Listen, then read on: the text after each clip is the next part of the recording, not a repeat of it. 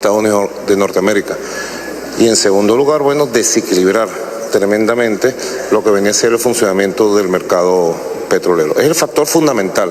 Hay otros que tienen que ver con los mecanismos de fijación de los precios a través de los contratos a futuro.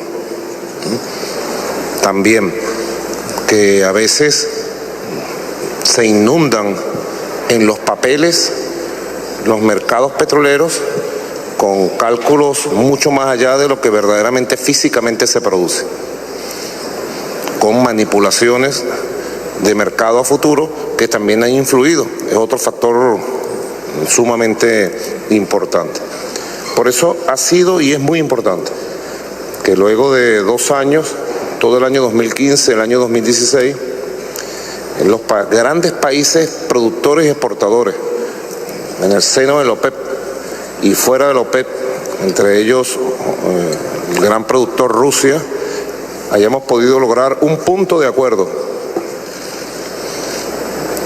ratificado recientemente que ha permitido una recuperación moderada, necesaria para la reposición de las inversiones de lo que es la fijación de los precios, aún muy moderada, porque hay grandes factores que afectan la fijación de los precios. Ese acuerdo que se logró en Viena, 2016, noviembre de 2016, es un acuerdo de carácter histórico y creo que abre las puertas en el futuro inmediato para que se establezcan nuevos mecanismos de gobierno del mercado energético mundial.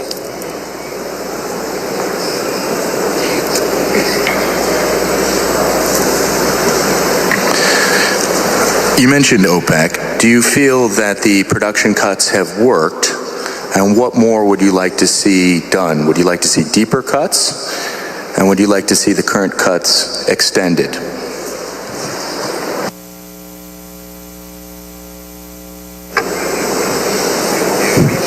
Es una pregunta muy importante, ¿no? Que es el centro del debate precisamente en este momento. Fue el gran debate que se dio para la ratificación de los acuerdos la semana pasada. Es muy importante que se haya establecido un mecanismo de acuerdo y monitoreo de los procesos de producción y mercadeo petrolero por parte de los 24 países, OPEC y no OPEC. Eso es algo histórico. Eso hay que consolidarlo. El comité de monitoreo, donde participa nuestro país, Venezuela, es un mecanismo de coordinación que no había existido jamás en la historia petrolera de la humanidad. Así que abre las puertas a nuevos mecanismos en cuanto a lo que tiene que ver con la investigación, con lo que tiene que ver con la exploración, explotación, mercadeo y desarrollo en general de las energías fósiles en el mundo. Nuevos mecanismos. Este es apenas un primer paso que se dio en medio de una contingencia. La caída abrupta y sostenida de los precios petroleros es la caída más abrupta y más extensa en la historia de 100 años de petróleo, lo cual afectó las economías de países muy poderosos, muy importantes para las distintas regiones. Ahora, ¿qué es lo que hay que hacer? En primer lugar, mantener el acuerdo con un altísimo nivel de disciplina, pudiéramos decir como una gran noticia que no ha sido difundida lo suficiente a nuestro entender, que el cumplimiento del 116% de la meta de producción que nos establecimos es un gran logro. Y lo decimos nosotros que somos fundadores del OPEP desde los años 60, tenemos más de 50 años viendo la historia de los acuerdos, de los cumplimientos, de las violaciones de los acuerdos, y hemos llegado a uno de los niveles de coordinación y disciplina más altos que hayamos conocido. Eso es una virtud tremenda.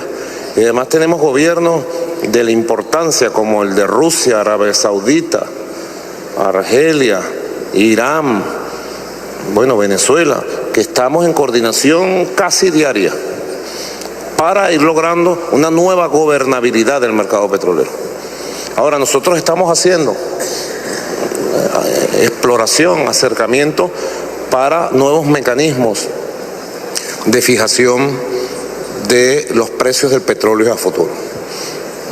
Si bien es cierto, es inédito el surgimiento de una organización como la OPEP en los años 60, si bien es cierto, es inédito el surgimiento de un acuerdo de países exportadores, ¿no?, que en el mercado petrolero somos competidores, pero hemos logrado la capacidad de entendernos para regular el mercado. También es cierto la necesidad de producir un nuevo mecanismo de gobierno de los mercados y de los precios petroleros, que rompan con todos los mecanismos de especulación a futuro que se establecen a través de los contratos que, someten la producción de nuestros países a mecanismos que no tienen que ver nada con los costos, con los riesgos, con la inversión y con la necesidad de regularizar, estabilizar los mercados energéticos mundiales. Nosotros partimos del hecho, y de hecho Venezuela lo está proponiendo, de la necesidad de construir una nueva fórmula, desde el Comité de Monitoreo de los países OPEC, no OPEP, con la incorporación de todos los países productores, y que podamos, en primer lugar, explorar algo que ya existió en los años 60, la regionalización del precio del petróleo. En segundo lugar, la comercialización a través de una canasta de monedas. Ya Venezuela ha empezado a aplicarlo. A partir de las sanciones del gobierno del presidente Donald Trump contra Venezuela, la agresión económica, la persecución financiera que estamos siendo nosotros víctimas por parte del gobierno del presidente Donald Trump, Venezuela ha tenido que implementar la aplicación de una canasta de monedas para vender nuestro petróleo. Abrir un nuevo camino, que podamos vender el petróleo con parámetros regionalizados y una canasta de monedas donde entre a jugar la moneda china, el yuan, renminbi, el rublo ruso, el euro y el dólar. Y con la canasta de moneda poder construir nuevos parámetros, nuevos mecanismos que están por establecerse de un nuevo mercado petrolero estable, que garantice precios justos, equilibrados y constantes, ¿no?, y le dé un peso de gobernabilidad a los países que producimos. Porque hasta ahora los países que entramos en el riesgo de la inversión, la exploración, la explotación, con mecanismos no destructivos como sí lo es el fracking, lamentablemente, corremos todos los riesgos, ponemos toda nuestra capacidad y cuando sacamos el producto de los puertos hacia afuera, otros colocan los precios. Eso debe acabarse. Es un debate que Venezuela propone y nosotros con mucha entereza lo estamos llevando a los jefes de Estado de los distintos gobiernos del Acuerdo de Viena, y estamos seguros que en el transcurso de los próximos meses y sobre todo en el 2018 vamos a comenzar a ver resultados positivos para el mercado petrolero, para los inversionistas petroleros, para garantizar la reposición de las inversiones, que es uno de los problemas que más nos preocupa. Con precios de 20, 30 dólares no se repone las cuantiosas, inmensas inversiones que necesitan la industria petrolera, y se crean unas crisis cíclicas que pueden ser superadas si buscamos nuevas fórmulas, nuevos mecanismos de gobernabilidad del mercado. Esa es la idea central que estamos manejando y que espero, satisfaga algo tu pregunta. Thank you very much. You did. I'd like to ask you about sanctions in the Trump administration and what you're doing on the oil market. So far, U.S. sanctions have involved travel bans, asset freezes, restrictions on trading in U.S. debt. Are you afraid that the United States will ban the import of Venezuelan oil?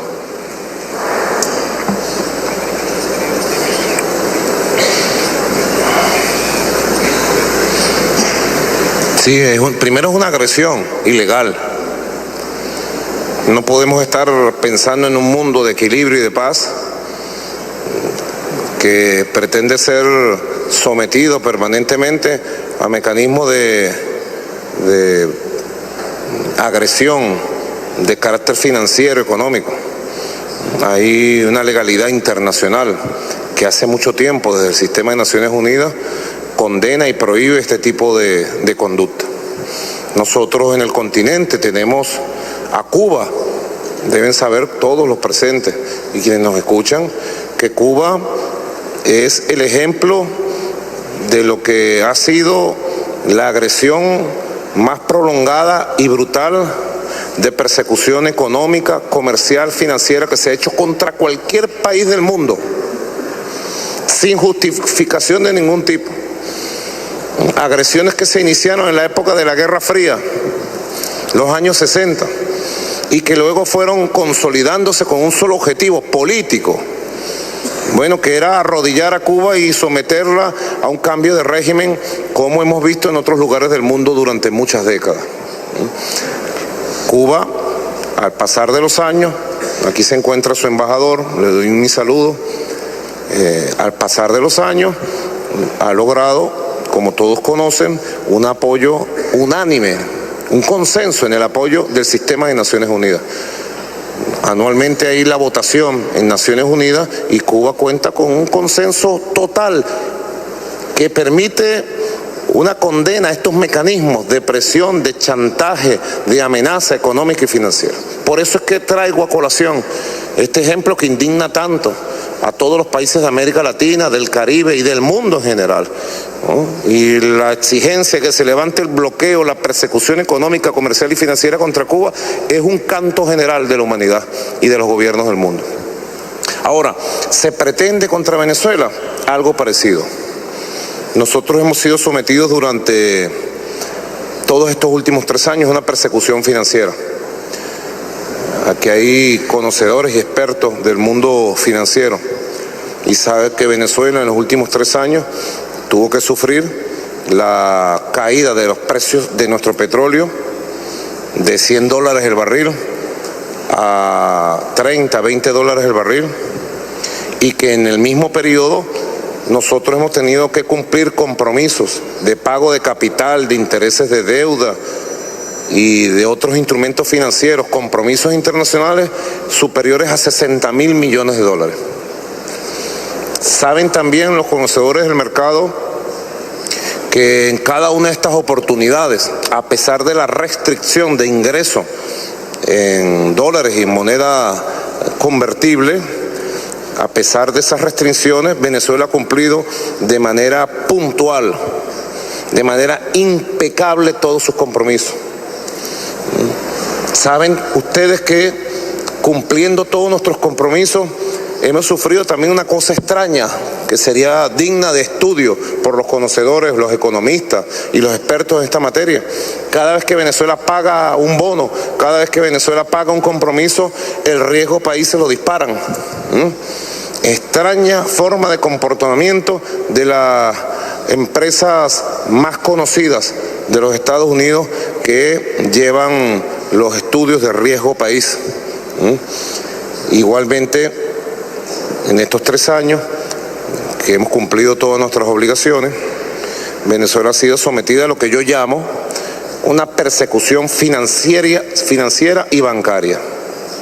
Un país solvente, con la gran riqueza petrolera, gasífera, mineral y el Producto Interno Bruto que tiene nuestro país, un país solvente con fama de buen pagador, es un país que en cualquier mercado internacional sencillamente puede refinanciar cualquier instrumento, cualquier bono, o puede conseguir nuevo financiamiento.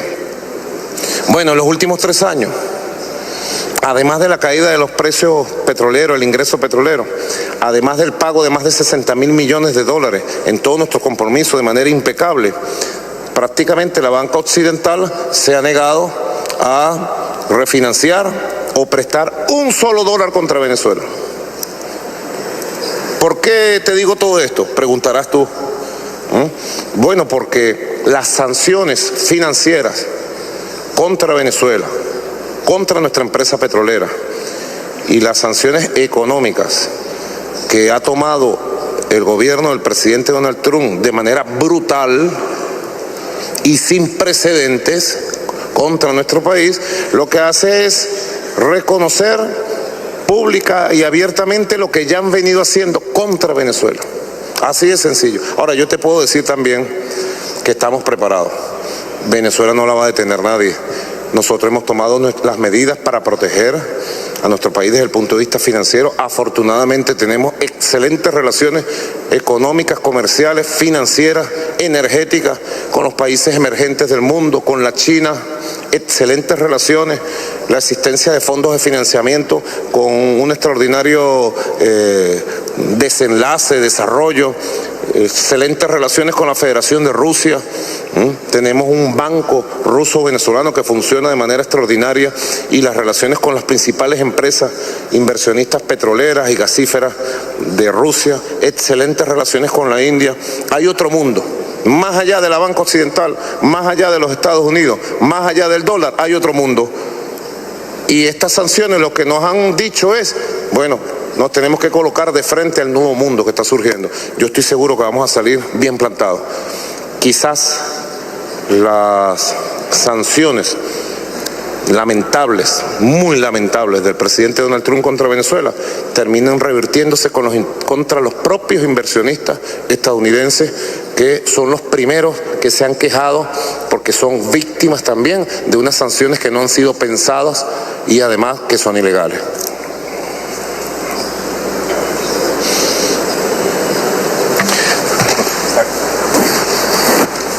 A few things there, Mr. President. First off, I'd like to ask you again if you're concerned that the United States will ban the import of Venezuelan oil. Is that a concern or not? We can return to the issue of the Trump administration in a minute, but because you brought up the issue of debt, I would like to ask you about that. Venezuela's state oil company has about $3.5 billion worth of debt coming due over the next month and a half. Will Venezuela's oil company default on that debt?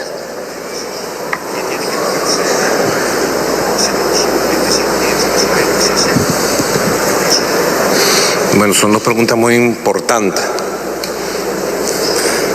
Primero, el petróleo tiene mercado. Y si llegara a tomarse una decisión impulsiva, abrupta, errática, de perseguir el petróleo venezolano y no permitir que se venda en los Estados Unidos, el principal perjudicado sería el consumidor estadounidense. Las empresas estadounidenses que son socias nuestras desde hace 50 años. Yo espero que no se tome esa decisión. En los Estados Unidos varias asociaciones y empresas muy importantes están tratando de conversar en distintas instancias del poder para evitar que se tome una medida de este carácter errático e impulsivo. En todo caso, Venezuela tiene su plan A, su plan B, su plan C y sus planes alternativos. Y afortunadamente, inclusive en esta sala, puedo reconocer a varias de las más importantes empresas del mundo que están interesadas en comprar nuestro petróleo y los derivados de nuestro petróleo. Tenemos poderosas asociaciones y más bien no nos damos abasto para cubrir las expectativas de algunas de las más importantes empresas aquí presentes, a las que aprovecho para saludar. Sobre el pago de los compromisos, la mayor cantidad de tenedores de los compromisos pendientes que tiene Venezuela para este año son estadounidenses. Nosotros estamos evaluando la afectación grave de las medidas del presidente Donald Trump contra los tenedores estadounidenses. Y como siempre estamos preparados para cumplir nuestros compromisos.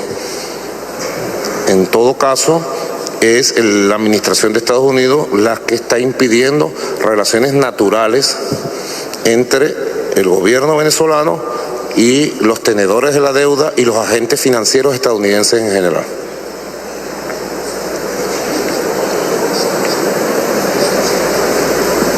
The creditors, yes. You have, again, $3.5 billion worth of debt, the state oil company, due in the next 5 or 6 weeks. Will Venezuela's oil company be in a position to pay that debt?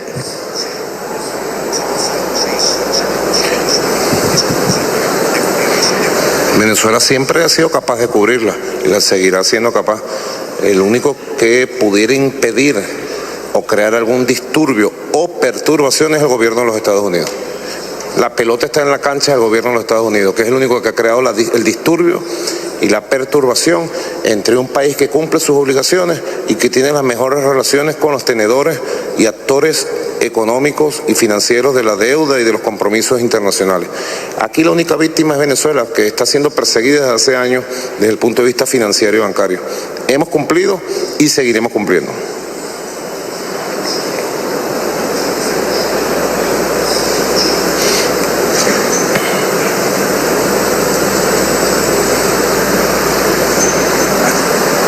Venezuela also missed a payment on its debt to Russia last year. We've heard from the Russian finance minister saying that it is likely that that debt will be renegotiated by the end of the year. What would you like to see done with that debt that Venezuela owes to Russia?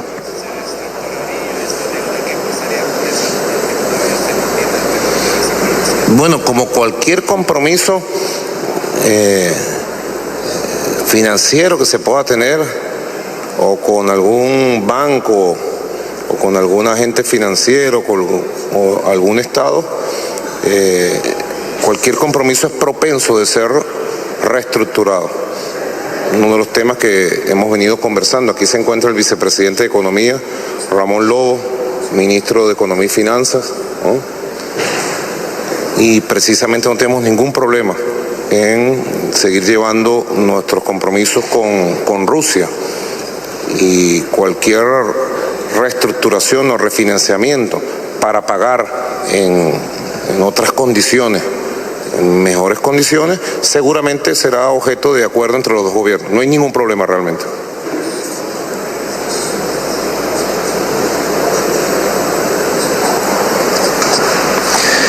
I want to return to the Trump administration. President Trump has upped his criticism of you and your administration since the creation of the Constituent Assembly. And I want to read you a quote from President Trump that he made, a statement that he made at the General Assembly. He said, "The Venezuelan people are starving and their country is collapsing. Their democratic institutions are being destroyed. This situation is completely unacceptable and we cannot stand by and watch." As far as I know, Mr. President, you haven't spoken with President Trump. If you do, what will you say to him, and what would you say now to the American people?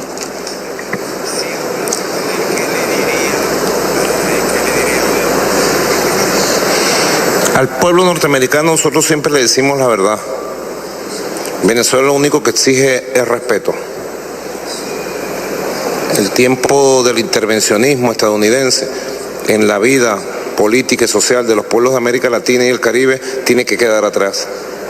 La historia del siglo XIX y el siglo XX, de invasiones, golpes de Estado, intervencionismo, lo que hicieron fue, como dijo el libertador Simón Bolívar en 1826, el libertador Simón Bolívar dijo, casi una profecía, 1826, los Estados Unidos de Norteamérica parecen destinados por la providencia a plagar la América de miseria en nombre de la libertad.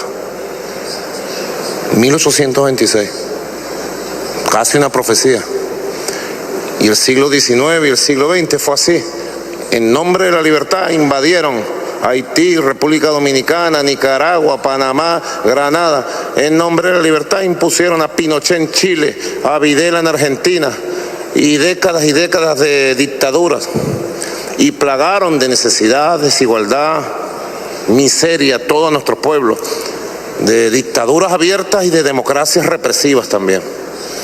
Venezuela desde 1999 tomó su propio camino de independencia política, su propio camino de construcción de su propio modelo económico, su propio camino de identidad cultural, social. Nosotros llamamos nuestro camino, le llamamos Revolución Bolivariana, que lideró y fundó nuestro comandante Hugo Chávez hasta su partida el 5 de marzo del 2013. Y que yo llevo las riendas desde ese momento hasta nuestros días. Venezuela es el objeto, para llamarlo con el título de una película, creo que de un cineasta español, Carlos Saura. Venezuela es el objeto más deseado de los círculos de poder en Washington, por dos razones. La primera razón, la inmensa riqueza que tenemos. Tenemos la mayor reserva certificado de petróleo del mundo. Tenemos una reserva creciente de gas que hoy nos marca como la 8ª reserva del mundo de gas, creciente por las exploraciones que estamos haciendo con Rosneft y con otras empresas internacionales. Eso seguramente va a crecer. Tenemos en este momento el proceso de certificación de lo que pudiera ser la mayor reserva de oro. Eso poco se sabe. Una de las mayores reservas de diamantes, reserva de agua dulce, etcétera. Y además una posición privilegiada desde el punto de vista geopolítico, geoeconómico. Estamos en el norte de Sudamérica. Así que es la primera razón, nuestras riquezas naturales, nuestros recursos naturales, que pertenecieron así, mira, de manera cerradita, desde el año 1908 a 1998 a las transnacionales petroleras estadounidenses. Venezuela fue una neocolonia petrolera estadounidense. 90 años, el siglo XX completo, hasta que llegó Hugo Chávez y la Revolución Bolivariana.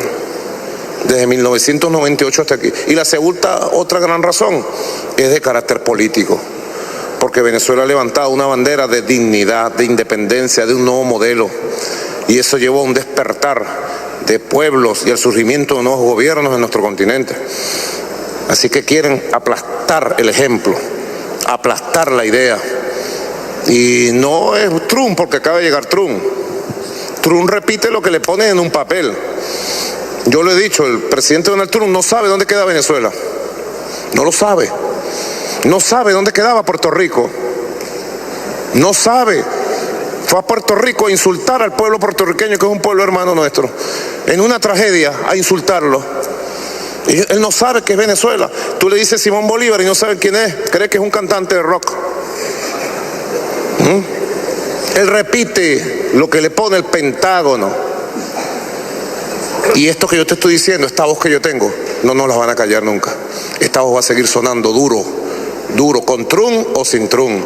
Porque esta voz sonó duro mientras estuvo Bush. 8 años Bush apoyó un golpe de Estado contra el comandante Chávez.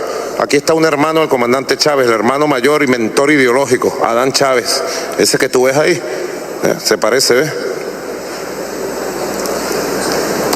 8 años estuvo y apoyó un golpe de Estado,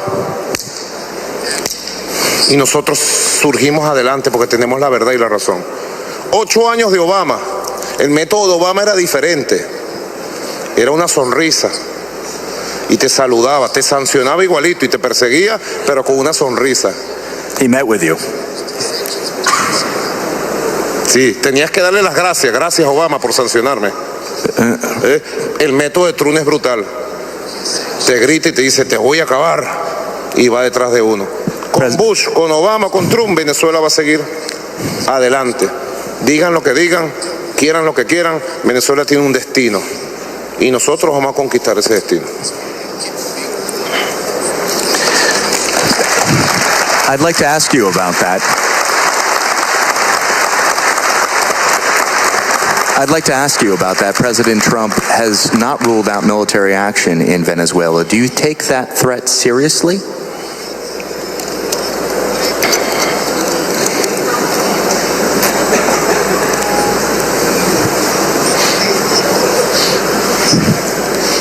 Este es el foro de energía. Me está llenando de energía.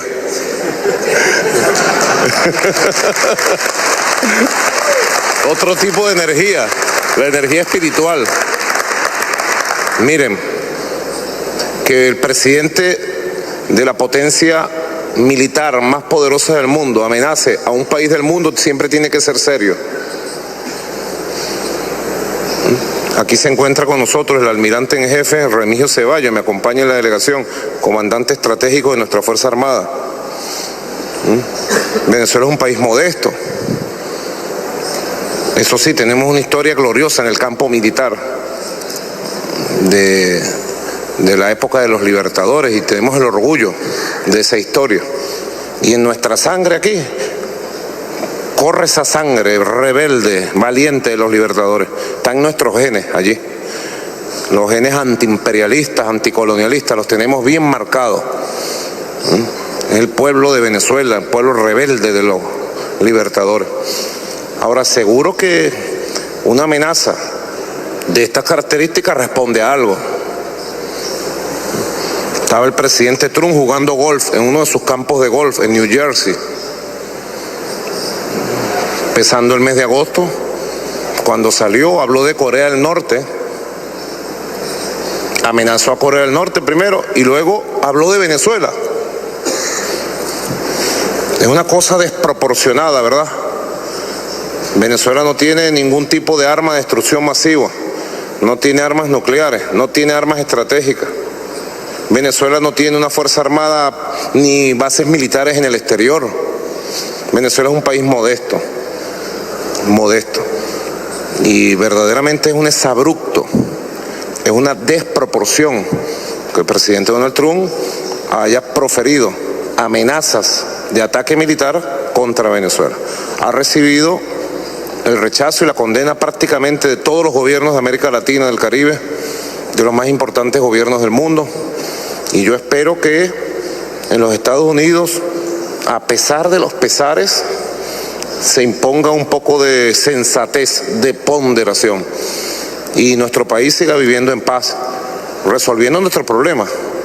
Claro que tenemos problemas, sí tenemos problemas, pero solamente los problemas de Venezuela los podemos resolver nosotros. No será una invasión militar, una amenaza, una persecución financiera. No será que resuelva nuestros problemas. Los problemas de los venezolanos, como la de todos los países del mundo, tienen que ser resueltos por cada ser nacional, por el esfuerzo de cada pueblo.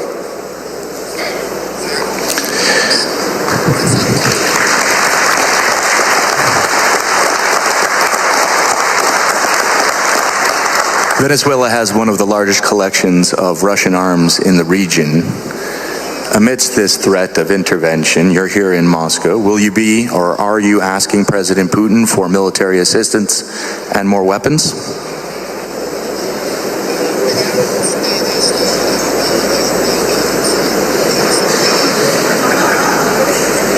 ¿Por qué se ríen? I have two jobs. No tenemos que pedirle ayuda a Rusia. Ya la tenemos. Ya Rusia nos apoya. Desde hace 15 años hemos establecido una relación de respeto, yo podría decir de admiración mutua. La amistad entre el presidente Putin y el presidente Chávez, yo fui testigo. Fui canciller del presidente Chávez casi 7 años y fui testigo de la amistad, la admiración mutua, la sintonía en el pensamiento, la química que había entre ellos dos. Y esa amistad ha continuado. Yo tengo que agradecerle públicamente al presidente Putin por todo lo que ha apoyado a Venezuela, América Latina, el Caribe. Yo lo digo siempre públicamente porque me parece que las cosas hay que decirlas.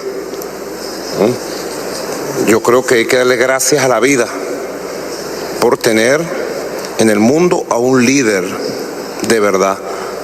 Yo creo que el líder del mundo emergente y del mundo que queremos vivir es el presidente Vladimir Putin. Lleva la bandera del decoro, de la dignidad, de la paz.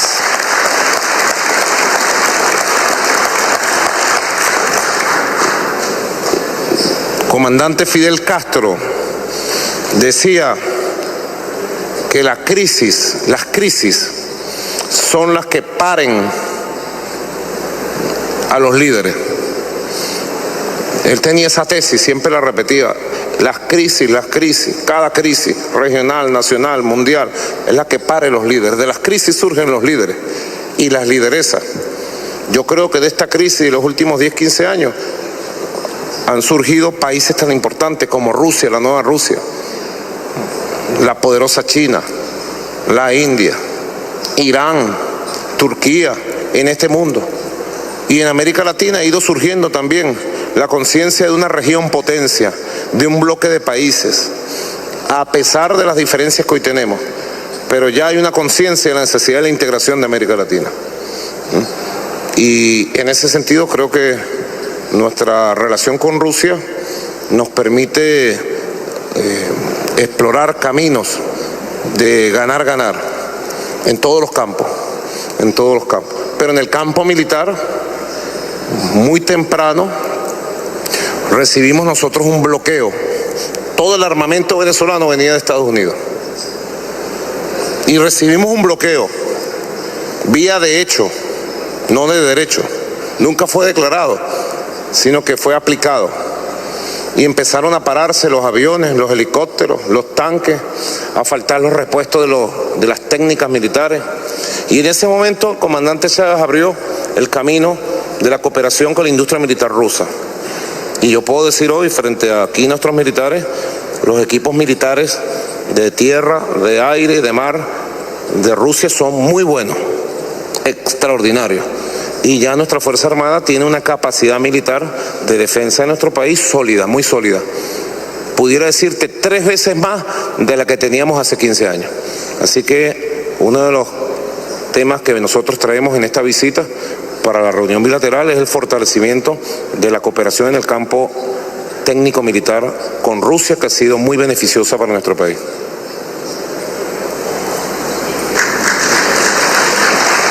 You are asking for more military assistance, in a word.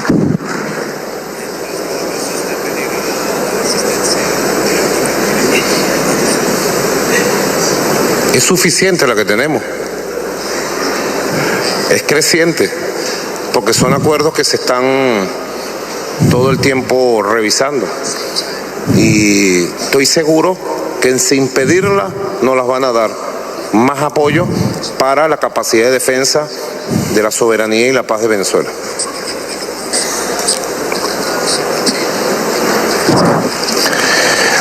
I'd like to talk to you briefly about the domestic situation in Venezuela itself.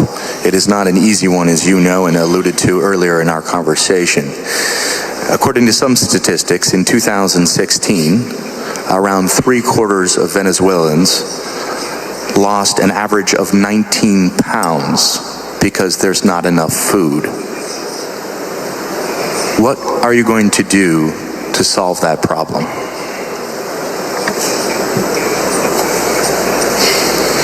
Hay datos muy confiables de Naciones Unidas sobre los indicadores económicos y sociales de desarrollo del mundo. Y allí Venezuela mantiene elementos muy importantes a pesar de la crisis por la caída de los precios petroleros, a pesar de la crisis producto de una guerra económica interna de factores del empresariado que buscan el derrocamiento con un modelo al estilo Allende del gobierno que presido, y a pesar de la persecución y el bloqueo financiero que nos trae grandes restricciones porque tenemos que pagar grandes cantidades monetarias a nivel internacional que deberían ser invertidas en el desarrollo si pudieran ser refinanciadas. A pesar de todo eso, los indicadores en los años 2015, 2016 son indicadores estables. En el índice de desarrollo humano, que es un índice para medir a todos los países. Venezuela mantiene un índice de desarrollo humano alto, uno de los más altos de todo el continente. En el índice de Gini, llamado así Gini, que es el índice que mide la igualdad en los países. Venezuela es el país de mayor igualdad en todo el continente. En los índices de inversión pública, Venezuela invierte más del 70% de sus ingresos en desarrollo social. Entiéndase, educación pública gratuita y de calidad. 75% de los estudiantes del país están recibiendo educación pública gratuita y de calidad, con una escolaridad por encima del 90% de promedio entre la educación inicial, primaria, secundaria y universitaria, con un nivel de escolaridad en la educación universitaria, solo superada por Cuba a nivel regional, siendo la quinta tasa de escolaridad de educación universitaria del mundo, porque invertimos más del 70% del ingreso en lo que es el desarrollo social, educación, salud, cultura, vivienda, recreación, deporte. Son elementos, ¿no? Ahora, tú me preguntas sobre la situación de Venezuela. Mr. President.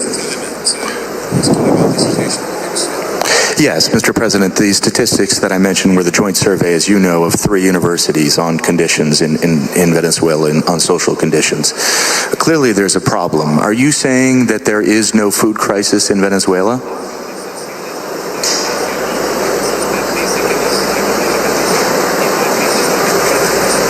Bueno, no sé quién dice eso, no lo he escuchado aquí. Lo que sí te digo es que hay respuestas, soluciones a los problemas de necesidad de abastecimiento de nuestro país. Un país que, te lo pongo en cifras, en el año 2014, de manera sostenida, desde el año 2004, importaba algo más. Venezuela es un país de 27, 28 millones de habitantes. Y nosotros teníamos importaciones de productos, entre ellos alimentarios, por el orden de los 3.500 millones de dólares a 4.000 millones de dólares por mes. 2014.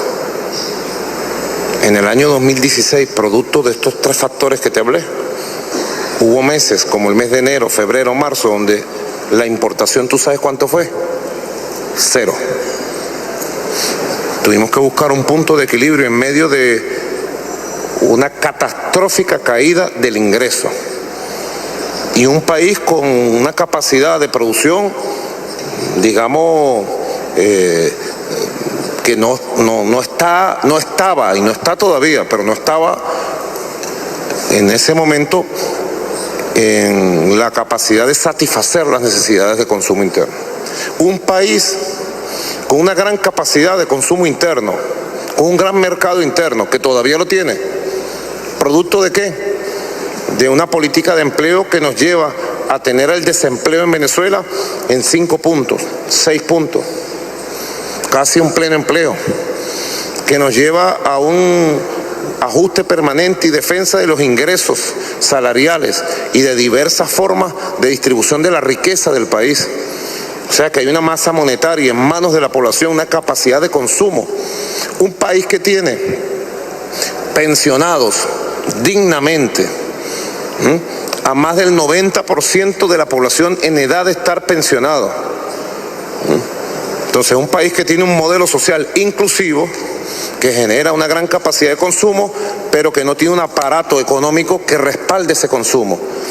Y que la forma de respaldarlo era con los petrodólares. Hemos tenido que hacer entonces, digamos, un conjunto de políticas, de esfuerzos extraordinarios para equilibrar. Y vamos equilibrando poco a poco. Ahora, son nuestros problemas. Son nuestros problemas y debemos resolverlos nosotros. No es para que el ex jefe del Comando Sur, John Kelly, quien hoy es el jefe del despacho Oval de la Casa Blanca, diga que por los problemas de Venezuela, Venezuela tiene que ser intervenida. No, son nuestros problemas. Estoy seguro que otros países tienen problemas mucho más graves, niveles de miseria, de abandono, de pobreza, de desigualdad mucho más graves, que deben resolver con sus propias fórmulas, Venezuela tiene sus problemas y ten la seguridad que los vamos a resolver. Ahora, Venezuela es objeto de una campaña mediática mundial, y lo digo aquí frente a ciudadanos y ciudadanas del mundo entero, una campaña mediática mundial sin parangón. Venezuela es objeto de una guerra comunicacional. ¿Con qué objetivo? En todas las etapas que nos los han hecho: aislarnos, desfigurar la realidad de nuestro país y, el más importante de todo, justificar cualquier cosa que se haga contra Venezuela.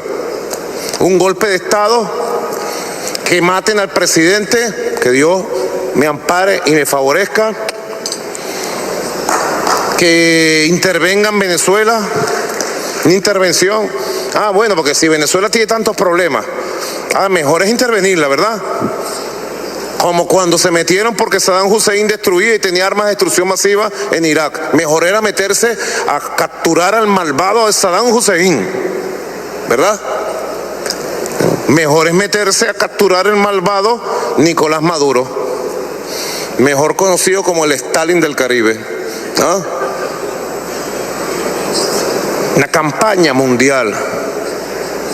Entonces, si yo les digo a ustedes, cierren los ojos, piensen en Venezuela, todos pensarán en un desastre. Yo solamente los invito a todos, los que quieran conocer la verdad de nuestro país, vayan a Venezuela y van a conocer un pueblo noble que con la elección de la Asamblea Nacional Constituyente ha recuperado su paz y que en los años que están por venir vamos a superar todas estas circunstancias y vamos a lograr estabilizar, equilibrar y llevar a nuestro país a un estadio de desarrollo superior. Tengan la seguridad de eso. Los invito, aprovecho para invitarlos a todos a que conozcan la Venezuela de verdad, que es una Venezuela hermosa, es una Venezuela brillante.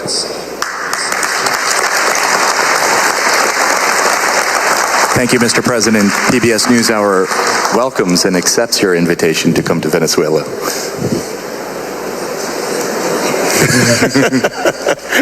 Nos vamos juntos ahora si quieren. I'm free tomorrow.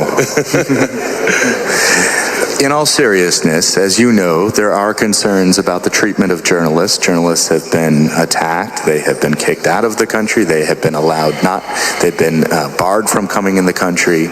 And there are concerns, as you know, about political violence in Venezuela and the question of whether there are going to be elections, presidential elections in 2018. Can you give us a guarantee that journalists will be given access to Venezuela, that there will be presidential elections in 2018, and that demonstrations and protesters will be treated with dignity and without violence?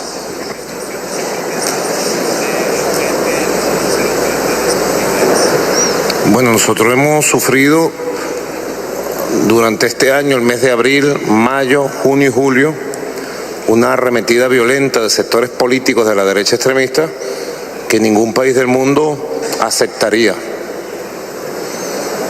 Con paciencia y en medio de un clima muy tenso de circunstancias muy riesgosas, fuimos llevando una situación muy compleja. Precisamente coincidió con la llegada del gobierno de Donald Trump, coincidió con la llegada de los extremistas de derecha al poder en los Estados Unidos. Un viraje de la derecha política venezolana que lo llevó a crear focos de violencia en algunos lugares del país. Y los focos de violencia los multiplicaban a través de ¿qué?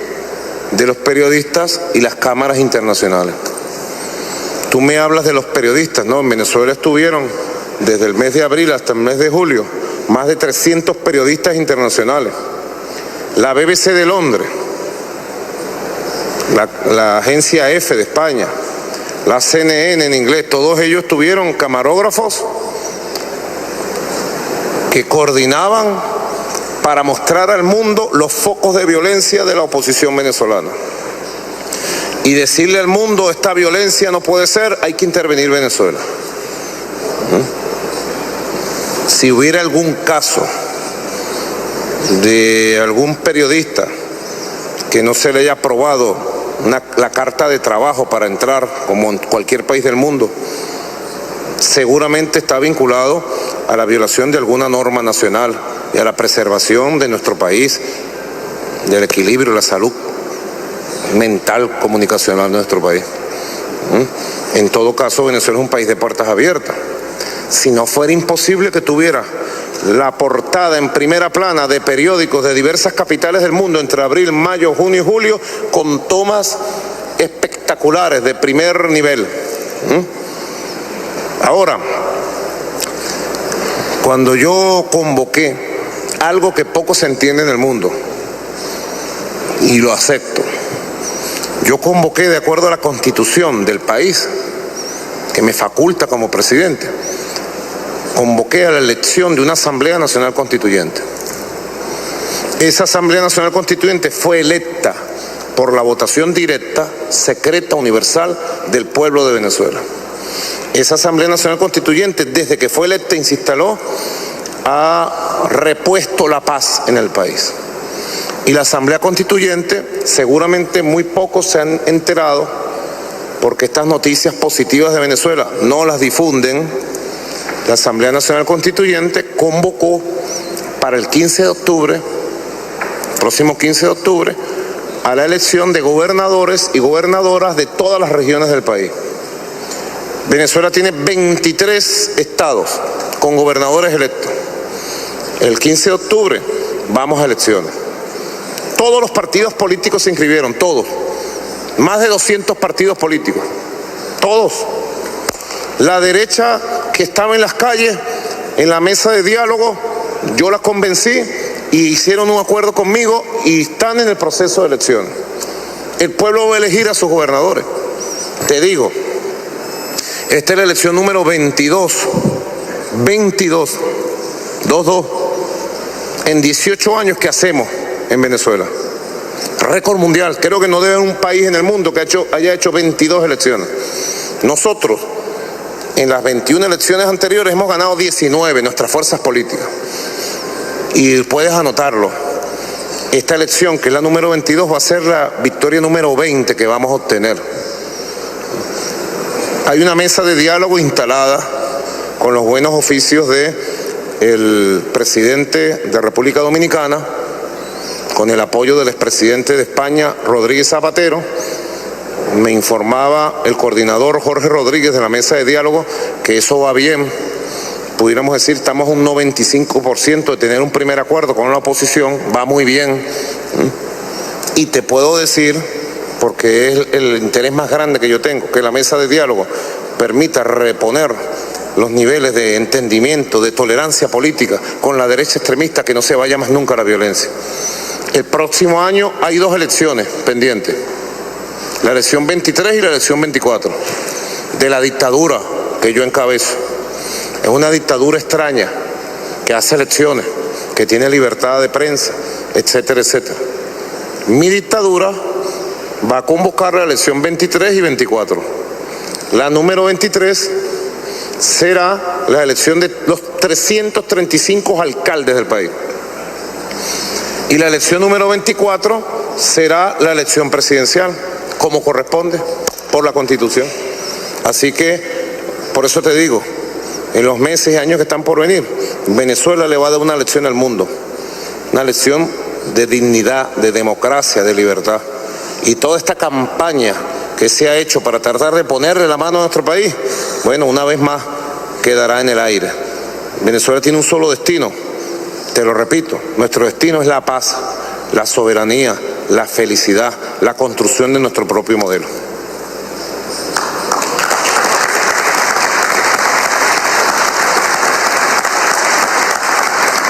Mr. President, I suspect we could go on all day. This has been a very interesting conversation, but I think we're going to need to wrap it up there. I would like to thank you, and please thank the President of Venezuela for joining us today. I thank you, and thank you on behalf of PBS NewsHour. It's been interesting speaking with you, sir.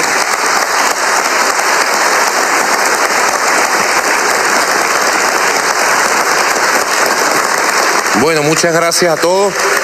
Y te digo, nos vamos llenos de energía de este foro. Gracias. Thank you very much. Expansiva.